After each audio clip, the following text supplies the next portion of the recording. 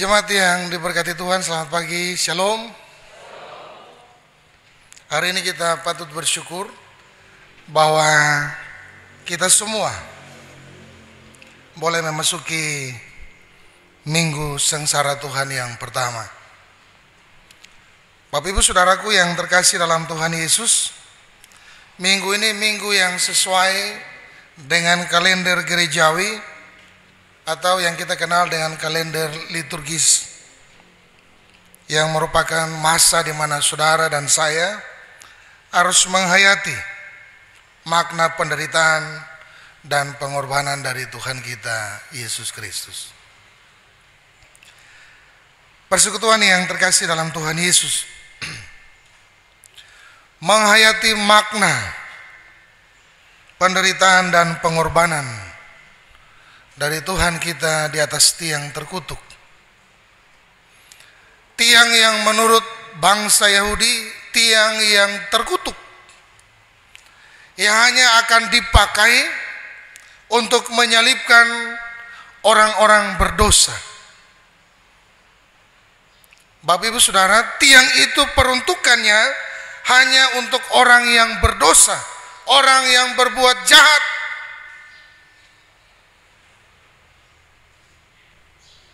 Kenapa saya tekankan ini Bapak Ibu? Saya mau mengajak kita semua untuk kembali merenung sejenak bahwa tiang yang mestinya diperuntukkan untuk orang berdosa, seorang penjahat, tiang itu dipakai untuk menyalibkan Yesus Kristus, Tuhan dan Juru Selamat Bapak Ibu Saudara dan saya. Seorang Allah yang turun ke tengah dunia ini sebagai seorang manusia untuk menyelamatkan hidup orang percaya, tetapi digantung di atas tiang terkutuk, dicambuk, kalau diberi mahkota duri. Inilah dia raja orang Yahudi. Bapak Ibu Saudaraku yang terkasih dalam Tuhan, mungkin kalau kita nonton film karya Mel Gibson, The Passion itu, kita akan lihat bahwa film itu menceritakan bagaimana menderitanya Tuhan Yesus. Tokoh utamanya mengalami cedera yang sesungguhnya, mengalami patah tulang, bahkan kulit dan dagingnya terlepas dari tubuhnya untuk merasakan tentang penderitaan dari Tuhan kita Yesus Kristus. Bapak Ibu Saudaraku, di awal khotbah ini, kenapa bacaan ini mau mengajak saudara dan saya merenung sejenak arti dan makna dari penderitaan Yesus itu. Yesus yang seorang Allah tidak mempertahankan miliknya. Dia tunduk, bahkan harus mati tergantung di atas tiang terkutuk. Bapak Ibu Saudara yang terkasih dalam Tuhan Yesus, bagaimana sikap kita? Bagaimana sikap saudara dan saya sebagai orang Kristen dalam memahami makna penderitaan dan pengorbanan Kristus? Melalui setiap tugas panggilan yang dipercayakan bagi Bapak Ibu Saudara dan saya, bagaimana sikap kita? Bagaimana sikap kita sebagai seorang pelayan yang dipanggil, dipilih untuk melayani umat Tuhan? Bagaimana sikap kita dalam memahami makna penderitaan Yesus ketika saudara dan saya ada sebagai sebuah keluarga, suami, istri, orang tua, anak-anak? Bahkan dalam tugas panggilan pekerjaan kita, bagaimana sikap kita dalam memahami makna penderitaan dari Tuhan Yesus? Bapak Ibu Saudaraku yang terkasih dalam Tuhan kita Yesus Kristus, berbicara tentang panggilan itu berarti berbicara tentang sikap hati yang mau dibimbing, yang mau dibimbing oleh Tuhan, sehingga kita dapat mengerti, memahami setiap rencana dan kehendak Tuhan dalam hidup ini. Berbicara tentang panggilan, itu berarti berbicara bagaimana sikap saudara dan saya, sikap hati kita dalam menjawab setiap panggilan Tuhan untuk setiap rencana dan kehendak Tuhan. Bukan bagaimana sikap kita dalam menjawab setiap panggilan itu menurut maunya kita. Kalau saya mau baru saya jawab untuk Tuhan, tapi kalau tidak saya tidak akan jawab. Bukan seperti itu. Bapak Ibu Saudara yang terkasih dalam Tuhan kita Yesus, harus kita akui bahwa dalam kehidupan kita selalu memiliki kecenderungan untuk hanya mau mendengar, untuk hanya mau didengar, tetapi sulit untuk melakukan apa yang Tuhan mau. Kita hanya mendengar tentang firman Tuhan, kita hanya mau orang mendengar kita, tetapi kita sulit untuk melakukan apa yang Tuhan mau dalam kehidupan kita. Orang yang tidak dapat menghayati arti dan pengorbanan adalah orang yang sebenarnya menyalibkan Yesus. Orang yang tidak mengerti dan tidak memahami arti dan makna panggilan dalam kehidupannya adalah orang yang sebenarnya menyalibkan Yesus. Bapak Ibu Saudara yang terkasih dalam Tuhan kita Yesus Kristus, menghayati panggilan Tuhan sebenarnya harus disertai dengan tindakan yang nyata, tindakan yang konkret, yaitu pengorbanan. Pengorbanan waktu, tenaga, pikiran, seluruhnya kita korbankan. Bapak Ibu Saudara yang terkasih dalam Tuhan, bercermin dari sikap Tuhan Yesus dalam menghayati panggilannya. Ia rela mengorbankan nyawa dan darahnya untuk menebus kehidupan saudara dan saya. Bagaimana sikap kita dalam merespon panggilan Tuhan bagi Bapak Ibu Saudara dan saya? Ada orang yang hanya menjawab panggilan itu sekedar formalitas, tapi sesungguhnya dia lupa bahwa apa yang Tuhan kehendaki dalam dirinya dia tidak laksanakan. Kita jumpai banyak dalam gereja, kita jumpai banyak di luar gereja, bahkan tidak jarang dalam persekutuan pun kita menjumpai hal-hal yang sama. Kita mengabaikan apa maunya Tuhan dan kita lebih mengutamakan apa maunya kita. Bapak Ibu Saudara yang terkasih dalam Tuhan Yesus, betapa ini suatu tugas dan panggilan yang cukup berat bagi sebuah gereja. Siapa itu gereja? Gereja itu bukan bangunan ini, tapi gereja itu saudara dan saya. Panggilan saudara dan saya sebagai gereja harus memuliakan Tuhan sebagaimana bacaan firman Tuhan. Kalau kita baca, kita renungkan bersama Bapak Ibu yang terkasih dalam Tuhan Yesus, ada dua hal yang penting yang dapat kita pelajari. Kalau saya tanya untuk kita saat ini yang ada dalam rumah Tuhan yang kudus ini, pilih mana? Pilih jadi murid Yesus, Petrus, Yakobus, Yohanes, atau pilih jadi Musa atau Elia?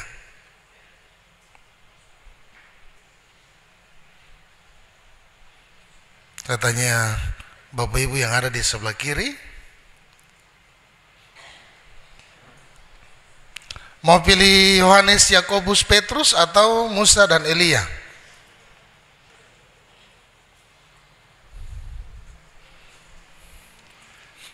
Bapak Sekretaris Perpri baru, Bapak Mahulete,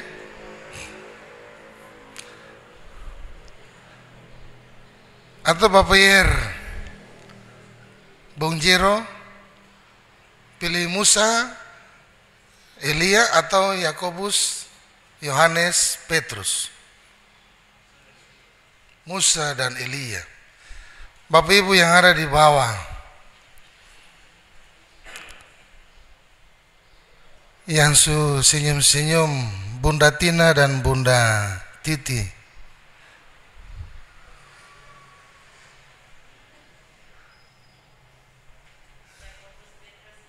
Yakobus, Petrus, Yohanes. Yang di atas pilih Musa, Elia. Yang di bawah pikiran sama atau?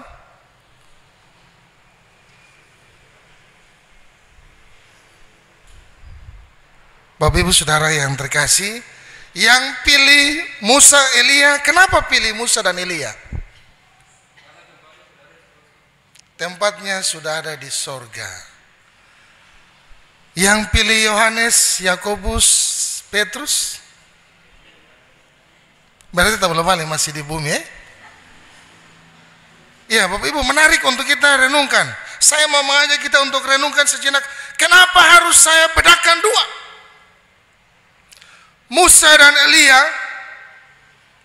dan Petrus. Siapa-siapa tuh Jeffrey?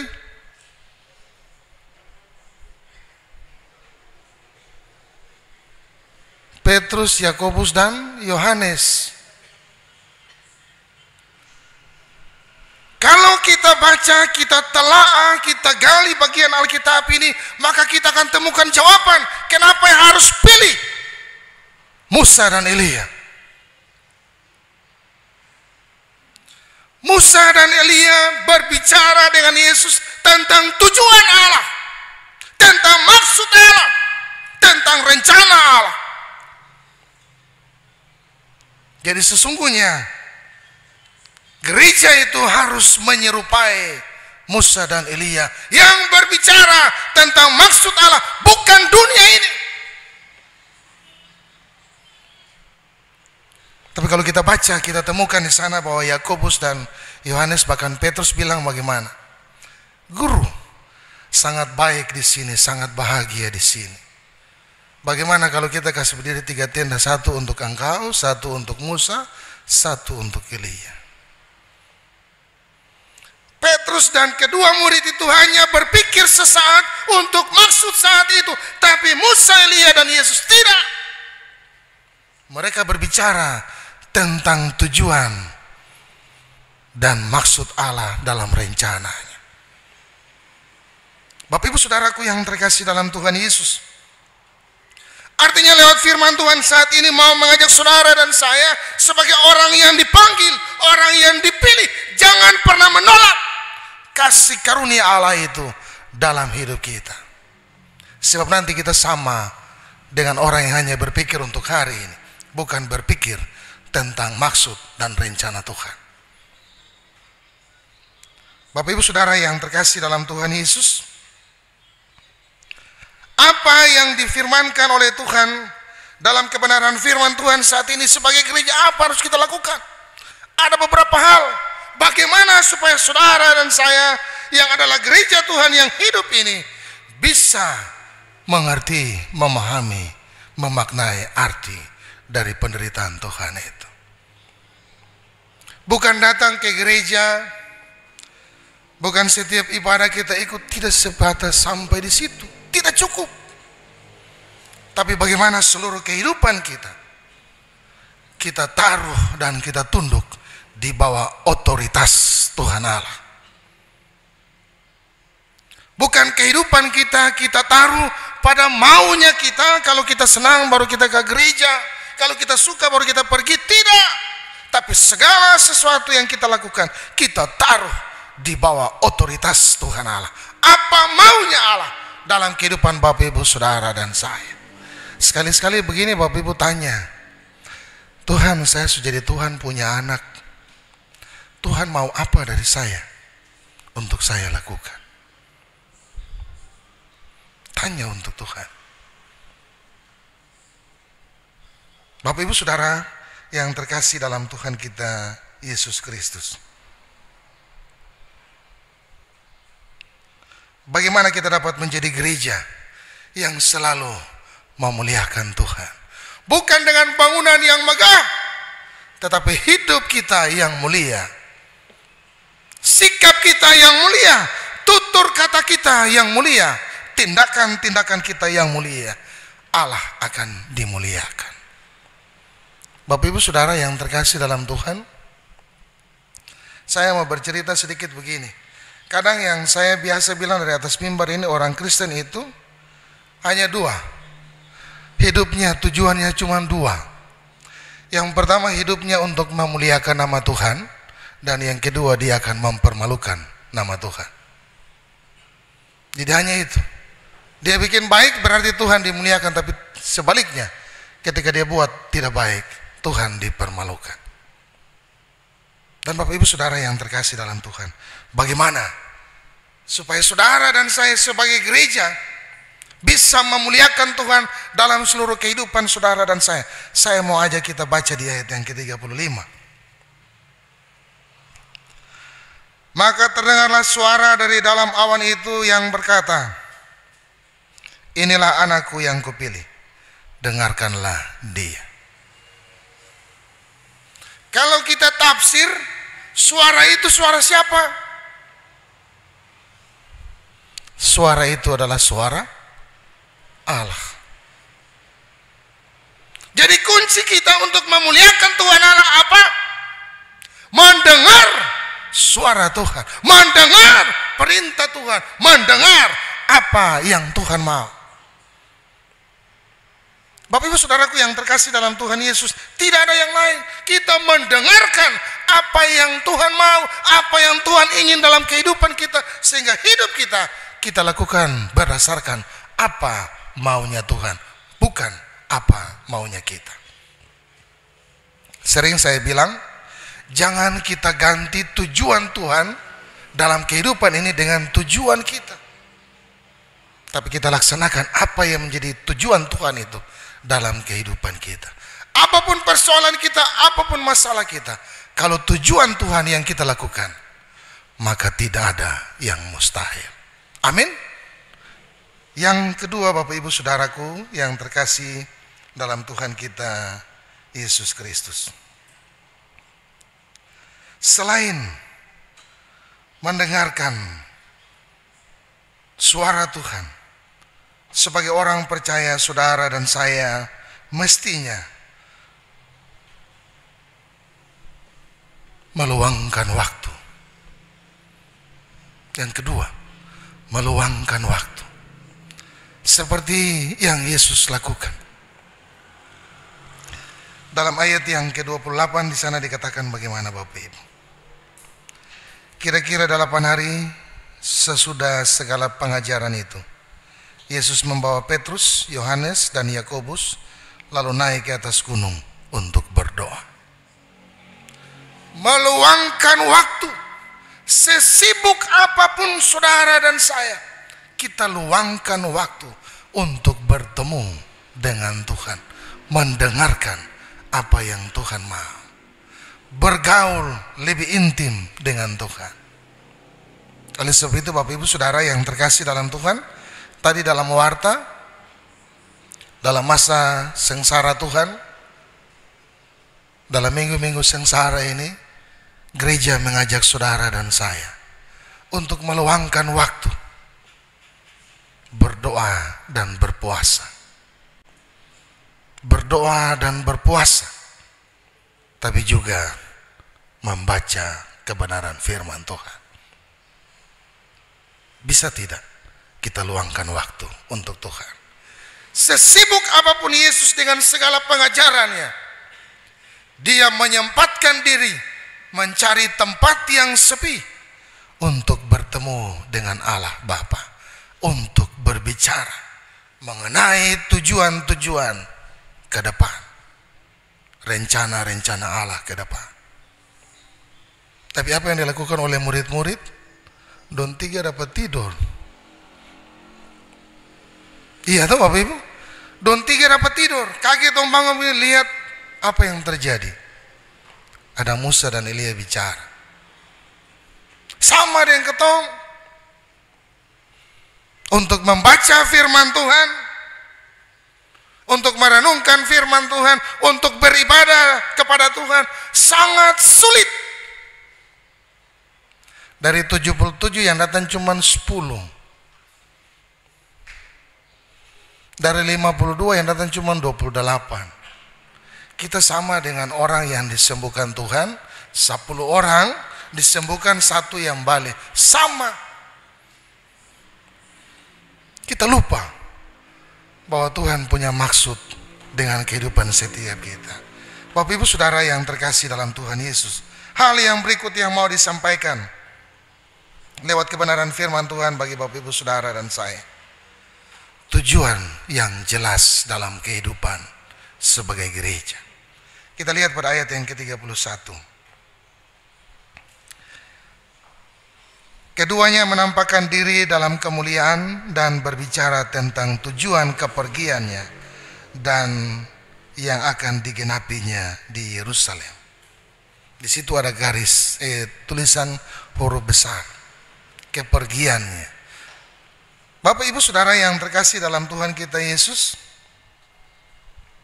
apakah persekutuan yang kita bangun, apakah kesaksian yang kita nyatakan, apakah pelayanan kita adalah untuk memuliakan nama Tuhan atau untuk mencari puji-pujian yang sia-sia? Apa yang kita kerjakan untuk Tuhan, apa yang kita lakukan untuk Tuhan hanya satu, yaitu untuk memuliakan nama Tuhan Allah. Jadi kalau lain daripada itu, maka Tuhan bilang kamu sudah dibayar lunas. Bapak Ibu, sering dalam pelayanan kita tidak pernah melihat apa yang Tuhan buat untuk kita secara langsung. Tapi Tuhan akan nyatakan itu dalam seluruh kehidupan kita, kalau dengan sungguh kita menyerahkan hanya untuk Tuhan. Kita akan melihat Tuhan akan membuat tanda heran satu ke tanda heran yang lain.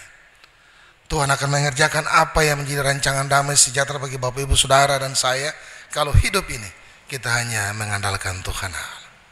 Bapak Ibu Saudara yang terkasih dalam Tuhan Yesus, bagian akhir dari khotbah saya mau sampaikan bahwa belajar dari subtema kita, menghayati panggilan Tuhan, maka hendaknya setiap orang Kristen, saudara dan saya harus sadar bahwa saudara dan saya adalah murid Tuhan yang tugasnya adalah melakukan pekerjaan pelayanan untuk memuliakan nama Tuhan.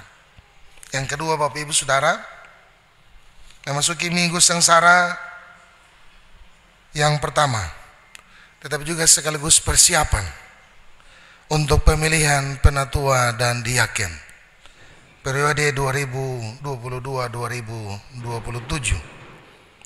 Maka setiap orang, saudara dan saya, harus meresponi semua itu dengan takut akan Tuhan. Jangan melihat bahwa ini maksud dan tujuan kita, tapi lihatlah, itu anugerah yang Tuhan percayakan bagi saudara dan saya untuk melayani dan memuliakan nama Tuhan. Bapak Ibu Saudara yang terkasih dalam Tuhan Yesus, minggu sengsara Tuhan yang pertama telah kita masuki di hari ini. Siapkan hati, siapkan hidup, siapkan keluarga, siapkan persekutuan untuk terus memuliakan nama Tuhan. Tuhan Yesus yang punya firman ini memberkati kita dengan firman-Nya. Amin.